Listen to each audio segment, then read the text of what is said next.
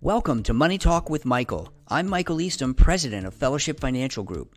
Money Talk with Michael is our weekly broadcast where we answer your questions about finance, investment, retirement, and all things related to money.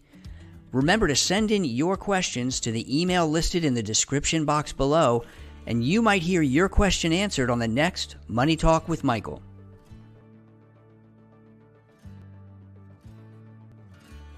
I inherited a rental property from my father about 10 years ago and have continued to rent it out until I sold it a few weeks ago. When Dad died, the value was about $250,000. He paid $50,000 for the house 25 years ago. I just sold it for $275,000. How do taxes affect me now that the house is sold? There was no mortgage. All right, this is a tricky question, but the fact that there's no mortgage really doesn't have any impact on the answer.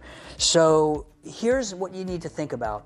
The gain on the market value was only about $25,000.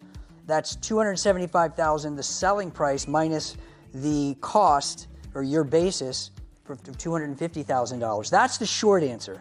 However, since you've been renting it out for the last 10 years, then you've been depreciating it and benefiting from that depreciation on your taxes every single year. Now, if I did the math right, and really just in rough numbers, that may end up being about $90,000 in depreciation. So that $90,000 is going to have to be recaptured when you file your tax return after the sale of the house. So your true gain is going to be the $25,000 market value gain plus the $90,000 in depreciation recapture. That's $115,000. So keep that number in mind. I need to see more details in order to give you a more thorough answer, but just in rough numbers, you may want to set aside $20,000 to $25,000 for additional taxes when you file your return. Oh, and by the way, rentals can provide really good income in retirement if you decide that you'd like to take those on. The rate on return, if you do it right, can be very, very good, can provide you some good positive cash flow, some good positive income in retirement. Keep that in mind and always bring those questions on. And that was another really good one, a little tricky, but another great question.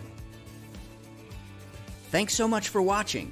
Tune in next Monday for another edition of Money Talk with Michael.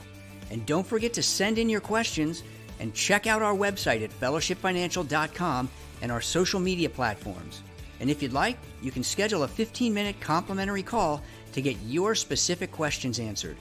Everything you need is listed in the description box below.